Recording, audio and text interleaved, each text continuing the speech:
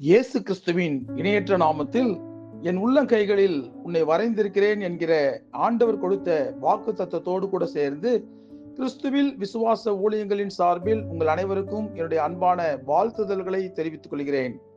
இன்றைய நாளுக்கான golden apple ஏசாயா தீர்க்கதரிசியின் புஸ்தகம் 35 அதிகாரம் 3 வசனம். தளர்ந்த கைகளை திடப்படுத்தி தள்ளாடுகிற முழங்கால்களை பலப்படுத்துங்கள். இன்றைய செய்தியின் தலைப்பு தளர்ந்தவர்களை திடப்படுத்துங்கள். இன்றைக்கு பலவிதமான பிரச்சனைகள் மனிதர்களை சோர்வுக்குள்ளாக மாற்றி விடுகின்றன. நாம் மற்றவர்களோடு பேசும்போது அவர்கள் நடந்து கொள்ளும் விதத்தை வைத்தும் அவர்கள் வெளிப்படுத்துகிற வார்த்தைகளை வைத்தும் அவர்கள் சந்தோஷமாக இருக்கிறார்களா துக்கத்தில் இருக்கிறார்களா என்பதை கண்டுபிடித்து விடலாம். யார் எப்படி இருந்தால் எனக்கு என்ன என்று சாதாரணமாக பேசிவிட்டு கடந்து போகிறவர்கள் அநேகர் இருக்கிறார்கள்.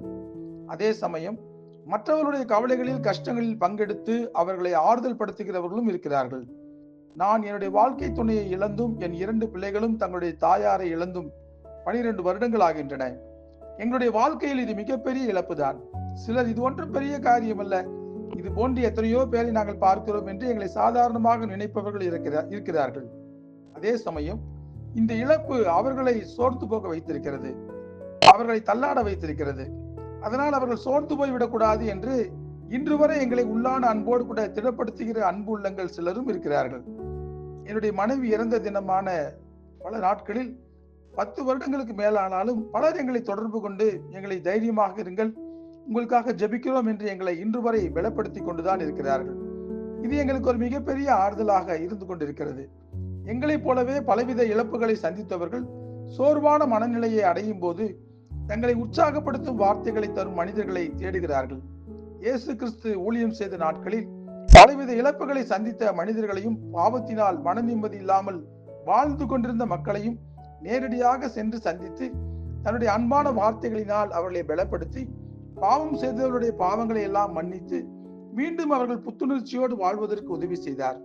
இது மிகப்பெரிய ஒரு ஊழியம். நாமும் சோர்ந்து போனவர்களையும் தளர்ந்து போனவர்களையும் திடப்படுத்தி அவர்களுடைய தள்ளாடும் முழங்கால்களை பலப்படுத்த வேண்டும். சவுல் எண்ணப்பட்ட பவுல் தான் ரட்சிக்கப்படுவதற்கு முன்பு ஆண்டவருடைய மனதையும் ஆண்டவருடைய சீஷர்களையும் கஷ்டப்படுத்தி கொண்டிருந்தது உண்மைதான். ஆண்டவர் நேரடியாக சவுலை சந்தித்து பவுலாக மாற்றிய பிறகும் ஆண்டவருடைய சீஷர்கள் தங்களோடு பவுலை சேர்த்துக் கொள்ள பயந்தார்கள். ஆனால் பர்னபா என்பவன் சவுலின் நிலைமையை உணர்ந்து சவுலை ஆண்டவர் சந்தித்த விதத்தை எல்லோரிடத்திலும் சொன்ன பிறகு சவுலை எல்லோரும் ஏற்றுக்கொண்டார்கள். அதன் பிறகு தன்னை திடப்படுத்தி கொண்ட சவுல் வல்லமையுள்ள பவுல் அப்போஸ்தலனாக மாறினார். ஆகவே நம்முடைய வாழ்க்கையில் தளர்ந்து போனவர்களை சந்திக்கும் போது ஆறுதலான வார்த்தைகள் சொல்லி அவர்களை திடப்படுத்த நாம் கற்றுக்கொள்ள வேண்டும்.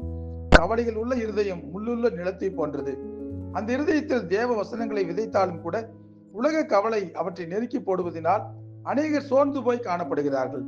நம்முடைய ஆறுதலான வார்த்தைகள் சோர்ந்து போனவர்களை உற்சாகப்படுத்தும் போது தளர்ந்து போனவர்களும் தள்ளாடுபவர்களும் கூட தைரியம் கொள்வார்கள்.